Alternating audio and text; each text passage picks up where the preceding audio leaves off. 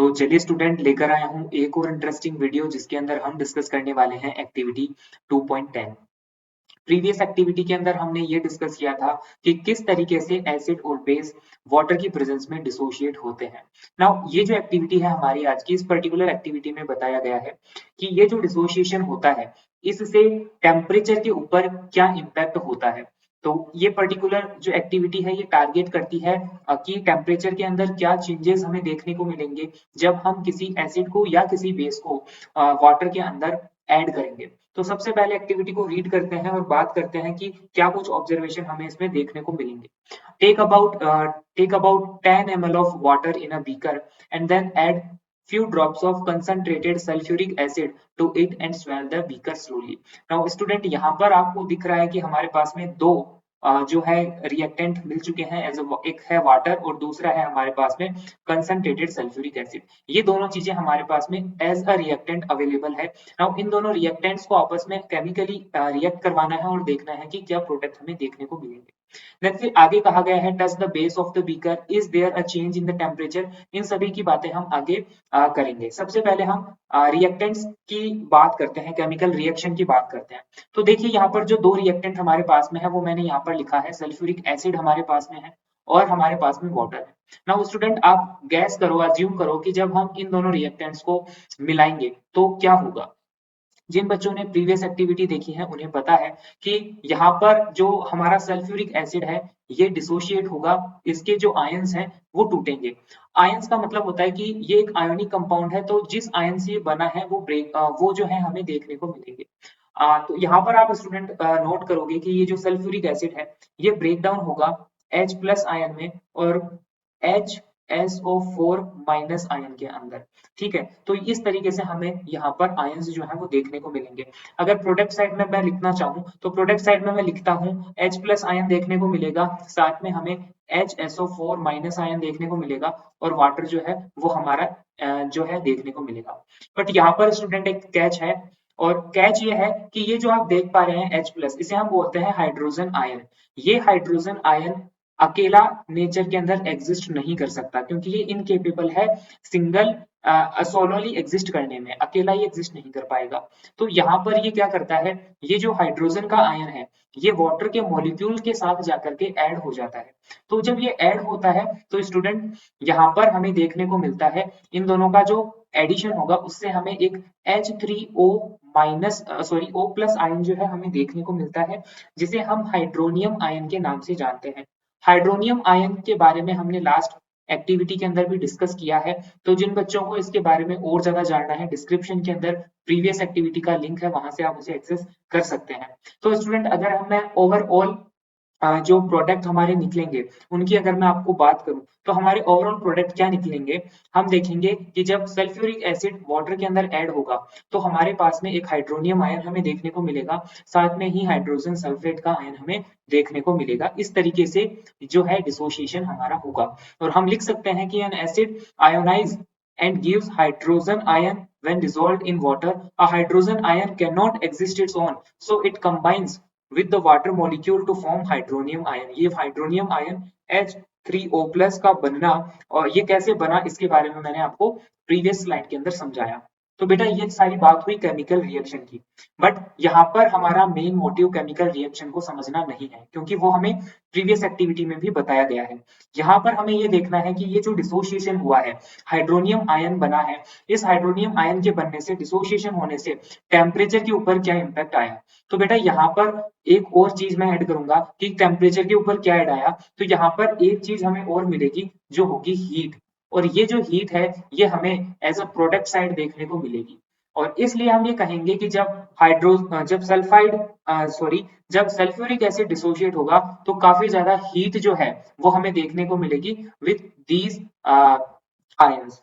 तो यहाँ पर हम ये कह सकते हैं कि जब डिसोसिएशन होगा, जब सल्फ्यूरिक एसिड वाटर में ऐड होगा और जब डिसोसिएशन होगा तो हमारे टेम्परेचर में क्या हमें देखने को मिलेगा, हमारा टेम्परेचर जो है वो राइज हो जाएगा। क्वेश्चन एक्टिविटी में पूछा गया है is there a change in the temperature, तो हम ये लिखेंगे कि yes of course there is a change in the temperature. और वो चेंज कैसा होगा, the temperature will be increases, the temperature will be will be increases, temperature जो है वो इंक्रीज हो जाएगा जब जो है एसिड वाटर के अंदर ऐड होगा और जब वो डिसोशिएट होगा। तो ये जो एक क्वेश्चन जो है एक्टिविटी बेस्ड यहाँ से पूछा जा सकता है। उसके बाद में इसमें एक और क्वेश्चन पूछा गया है कि इज दिस एन एक्सोथर्मिक और एन एंडोथर्मिक प्रोसेस। तो बेटा यहाँ पर आपको पता है कि जब हम कह रहे हैं कि हीट जो है वो इवॉल्व हुई है, हीट जो है वो प्रोड्यूस्ड हुई है, एज ए प्रोडक्ट हमने हीट को लिखा है, तो जिस समय हम प्रोडक्ट को एज ए जिस समय हम हीट को एज ए प्रोडक्ट लिखते हैं तो उसे हम एक एक्सोथर्मिक रिएक्शन जो है वो कंसिडर करते हैं। तो हम यहाँ पर जो है हम यहाँ पर इसका आंसर लिखेंगे कि ये जो पर्टिकुलर रिएक्शन होगी ये एक एक्सोथर्मिक रिएक्शन होगी, ये एक एक्सोथर्मिक रिएक्शन होगी क्योंकि इसके अंदर हीट जो है वो प्रोड्यूस होगी। इसके बाद में अगर हम बात करें कि एक्सोथर्मिक और एंडोथर्मिक क्या होती है, तो आई थिंक कि सभी स्टूडेंट जानते हैं, फिर भी जो बच्चे नहीं जानते उसके लिए मैं एक शॉर्ट जो है एक्सप्लेन कर देता हूं इनको थोड़ा हल्के में, कि एक्सोथर्मिक जो बेटा रिएक्शन होती है वो रिएक्शन होती है जिसके अंदर हम हीट जो है उसको प्रोडक्ट साइड में लिखते हैं। अगर हमें हीट जो है वो प्रोडक्ट साइड में मिल रही है तो वो रिएक्शन बेटा एक्सोथर्मिक रिएक्शन होती है। और अगर हम हीट को एज अ रिएक्टेंट, हीट को एज ए रिएक्टेंट हम रिएक्शन परफॉर्म करवाने के लिए लगा रहे हैं तो उनको हम जो है उस टाइप की रिएक्शन को हम एंडोथर्मिक रिएक्शन जो है वो कंसीडर करते हैं। ठीक है, तो इस तरीके से आप इसको एक शॉर्ट वे के अंदर याद रख सकते हैं कि अगर रिएक्शन के अंदर हीट प्रोड्यूस हुई है तो उसे हम बोलेंगे एक्सोथर्मिक रिएक्शन, और अगर हमने हीट दी है किसी रिएक्शन को करवाने के लिए तो उसे हम कंसीडर करेंगे एंडोथर्मिक रिएक्शन। ठीक है, आगे बढ़ते हैं। आगे जो है एक बाद में लास्ट पॉइंट जो है एक्टिविटी का उसमें ये पूछा बताया गया है आपसे, इसमें रीड करवा देता हूँ। Repeat the above activity with sodium hydroxide pellets and record your observation. तो अब जो है लास्ट पॉइंट में आपको एक्टिविटी में बताया बोला गया है कि आपको सोडियम हाइड्रोक्साइड के साथ भी ये रिएक्शन परफॉर्म करवानी है। बेटा सोडियम हाइड्रोक्साइड जिसको हम NaOH पढ़ते हैं वो आप जानते हो सभी एक तरीके का स्ट्रॉन्ग बेस होता है। तो इनडायरेक्टली ये अब हमें कह रहे हैं कि जब आपने स्ट्रॉन्ग एसिड के साथ में ये रिएक्शन परफॉर्म करवा ली है तो अब आप एक स्ट्रॉन्ग बेस के साथ में इसी एक्टिविटी को वापस से परफॉर्म करके जो है अपना ऑब्जर्वेशन चेक करो। तो बेटा हम यहाँ पर यही करेंगे, हमारे पास में NaOH है जिसे हम वाटर के अंदर ऐड करेंगे। नाउ स्टूडेंट अगेन मैं बोलता हूं कि जिन बच्चों ने प्रीवियस एक्टिविटी को ढंग से देखा है, डिटेल समझा है, उस पूरे को बिना स्किप किए पूरी वीडियो को देखा है, वो यहाँ पर भी आप आंसर दे पाओगे कि जो बेस है वो अगेन डिसोशिएट होगा अपने रेस्पेक्टिव आयंस के अंदर, और यहाँ से जो है मैं बता सकता हूँ आपको कि Na+ आयन निकलेगा और एक निकलेगा OH- आयन। काफी सारे बच्चों को ये बात पता होगी। तो इसका प्रोडक्ट हमारे क्या देखने को मिलेगा, इस रिएक्शन का प्रोडक्ट हमें देखने को मिलेगा कि when sodium hydroxide reacts with water then we get Na+ ion, उसके साथ में हमें मिलेंगे OH- आयन और उसके साथ में हमें देखने को मिलेगा वाटर का मॉलिक्यूल। ठीक है, अब यहाँ पर स्टूडेंट यहाँ पर हम देख रहे हैं कि Na और OH हमें देखने को मिले हैं एज ए डिसोशिएट आयंस। अब यहाँ पर किसी भी तरीके का कॉम्बिनेशन H2 मॉलिक्यूल के साथ में नहीं होगा जैसा कि हमने एसिड के केस में देखा। तो यहाँ पर कोई भी जो है जाकर के आयन वाटर के साथ कंबाइन नहीं होगा, बिकॉज ये दोनों ही आयन जो हैं वो एग्जिस्ट कर सकते हैं नेचर में इंडिविजुअली। तो यहाँ पर किसी भी तरीके का कॉम्बिनेशन देखने को नहीं मिलेगा। तो ये जो है लास्ट पॉइंट एक्टिविटी का था जिसको भी हमने यहाँ पर समझा। अब बात करें कि ओवरऑल कंक्लूजन जो है हमने क्या निकाला इस एक्टिविटी से, तो इस पूरी एक्टिविटी में हमें ये बताया गया है कि व्हेन एन एसिड और a base mix in water they dissociate to form hydronium and hydroxide ion respectively। तो जब एसिड जो है, कोई भी एसिड अगर वाटर के अंदर ऐड होगा तो वो हाइड्रोनियम आयन जो है वो बनाएगा, और अगर कोई बेस जाकर के वाटर के अंदर ऐड होगा तो वो हमेशा OH- ion hydroxide ion release करेगा। These reactions are highly exothermic, ये बात भी हमने नोट करी कि दोनों ही रिएक्शन जो होगी, बेस के लिए मैंने आपको नहीं बताया, बाकी यहाँ पर मैं लिख भी देता हूँ कि ये जो बेस के साथ हमने रिएक्शन करवाई है ये भी हाईली एक्सोथर्मिक रिएक्शन होगी, ये भी हाईली एक्सोथर्मिक रिएक्शन होगी। एसिड के केस में हमने पहले ही देखा कि हीट बनी।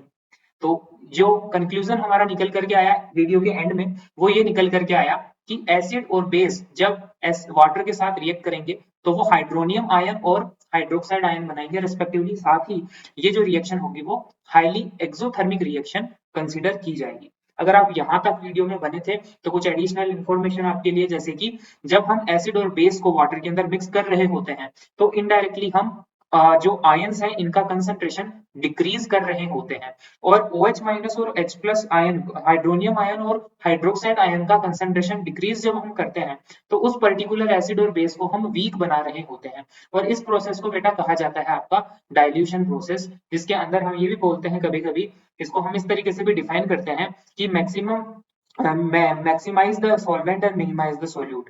तो ये जो है हम डाइल्यूशन के बारे में इससे हम सीख पाएंगे। साथ ही साथ एक कहावत आपने सुनी होगी कि चक्कू खरबूजे पर गिरे या खरबूजी चक्कू पर गिरे, कटेगा तो खरबूजा ही। बेटा एक कहावत है, लोकोक्ति है ये, जो हमारा रीजनल लैंग्वेज है राजस्थान का, वहां पर कि अगर आपने किसी नाइफ को किसी फ्रूट पर फेंका है या फिर फ्रूट को नाइफ पर फेंका है तो एंड में रिजल्ट हमें देखने को मिलेगा कि जो फ्रूट है वो ही कटना है, चक्कू का कुछ नहीं बिगड़ना, नाइफ का कुछ बिगड़ना नहीं है। बट बेटा इस केस में जो है, इस एक्टिविटी के केस में ऐसा नहीं होगा। ये मैं बात बता रहा हूँ कि इस एक्टिविटी में हमें बोला गया है कि आपको वाटर जो है वो बीकर में लेना है और उसके अंदर एसिड एसिड या फिर बेस ऐड करना है। ठीक है, ये इस एक्टिविटी में कहा गया है। बट अगर कोई पूछे आपसे कि अगर हम एसिड और बेस को बीकर में लेते हैं, अगर हम एसिड और बेस को बीकर में लेकर के वाटर अगर उसमें ऐड करना चाहें तो भी बात बराबर ही होगी ना? तो बेटा इसका आंसर होगा कि बात बराबर नहीं होगी। ये जो हरकत है ये आपको कभी नहीं करनी है। ऐसा क्यों है? क्योंकि जब वाटर एसिड और बेस में ऐड किया जाएगा तो एक अनकंट्रोल्ड रिएक्शन हो जाएगी जहां पर खूब ज्यादा हीट जो है वो देखने को मिलेगी, और इवन ये हीट जो प्रोड्यूस होगी, ये रिएक्शन जो होगी, ये इतनी ज्यादा एक्सोथर्मिक होगी कि हो सकता है जो कंटेनर में जो आपके पास में मिक्सचर इन दोनों का बनेगा वो स्प्लैश करके आपके ऊपर भी गिर सकता है, बर्निंग कोज आपको दे सकता है, और इतनी ज्यादा हीट जो है लिबरेट हो सकती है कि ये बीकर भी टूट जाए और जो भी सारा कंसंट्रेटेड एसिड और बेस है वो बिखर जाए। तो यहाँ पर मैं आपको ये बताना चाह रहा हूँ कि खरबूजे और चक्कू वाली जो कहावत है यहाँ पर ये गलत साबित होती है। हमें हमेशा वाटर को बीकर में रखना है, एसिड और बेस ड्रॉप बाय ड्रॉप हमें स्लोली ऐड करने हैं, और ड्यूरिंग एडिशन हमें इस जो वाटर है इसको स्टेयर करते रहना है, यानी कि इसको चम्मच से हिलाते रहना है ताकि हीट जो लिबरेट होगी वो चारों तरफ फैल सके, उसका कंसंट्रेशन एक जगह पर ना बने। तो बेटा ये कुछ इंटरेस्टिंग वीडियो थी। आई थिंक कि आपके काफी सारे डाउट्स जो हैं वो क्लियर हुए होंगे इस एक्टिविटी के थ्रू। अगर किसी बच्चे के क्वेश्चन रहता है रिगार्डिंग दिस पर्टिकुलर एक्टिविटी तो कमेंट बॉक्स के अंदर आप इसे ऐड कर सकते हैं। मिलता हूं आपसे ऐसे ही एक नई वीडियो में एक नई इंटरेस्टिंग एक्टिविटी के साथ। Thank you, have a nice day.